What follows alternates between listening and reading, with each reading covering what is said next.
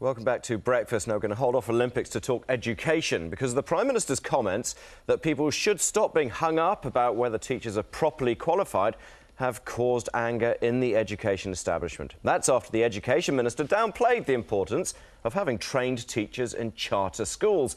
A very different stand to one she took a few weeks ago. We will shift to a postgraduate qualification for new teachers, and we will give stronger mentoring and coaching for those teachers working towards full registration. Well, we asked both Hikia Parata and Associate Minister John Banks to come on the show this morning. Both said no. So with me now is Peter O'Connor, Associate Professor in Education from Auckland University. Peter, thank you very much for stepping up. Now, I am confused here because a few weeks ago the government says it was going to sacrifice class sizes to invest in teacher quality. Now they want to open schools where the teachers needn't have qualifications, experience, registration. So where's the logic? Well, I don't think there is any educational logic. I think there might be some financial logic. The key cost in a school is obviously teacher salary. If you can drive down teacher salary, that's where the profit is for schools. And if this is about making schools more attractive for private companies to invest in, then possibly that's the reason. But there's certainly no educational value in having unqualified, untrained teachers in front of classrooms. We do, however, to an extent, have the space right now to have your unqualified, unregistered teacher in the classroom, don't we?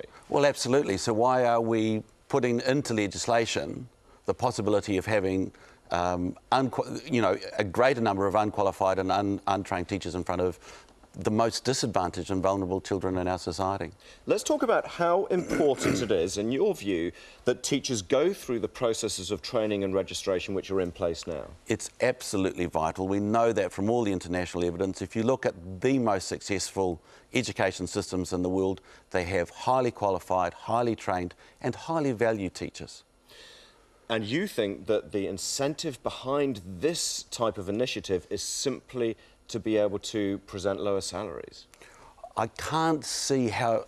The Minister said yesterday she wanted to focus on outputs rather than inputs. It's illogical. Outputs are decided and driven by inputs. What other reason can there possibly be than deprofessionalising, de-unionising the teaching workforce?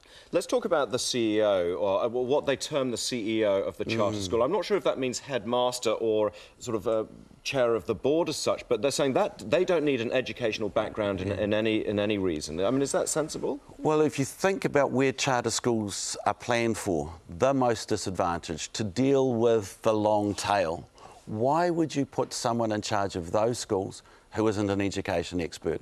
It defies logic.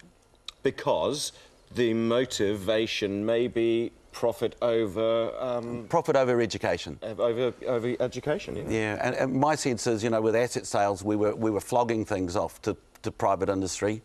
The strange logic of charter schools is taxpayers will pay for it, but private industry will take the profits. So who would be after this sponsorship? Because anyone who's going into this from a private perspective has to be looking at it based entirely on a profit basis, surely.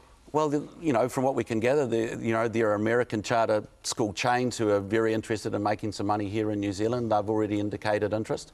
And then you've got Destiny Church, who also sees, rather than making some money, saving some souls. Tell me about politically here the situation, because the class size issue backfired massively on government. Can you see this being a similarly incendiary type of debate? Oh, I think this is pouring petrol on the fire. I think the Prime Minister has misunderstood the electorate if he thinks that that parents don't care whether or not they have a qualified, trained teacher in front of children in the classrooms. That's a political mistake. I think the teacher unions will be incensed by this. I think we're headed for, you know, industrial warfare in the classrooms. When they push this through in terms of legislation later in the year, which says that teachers don't have to be qualified in the classrooms, the unions will step up. OK, thank you very much, Peter O'Connor, Auckland University.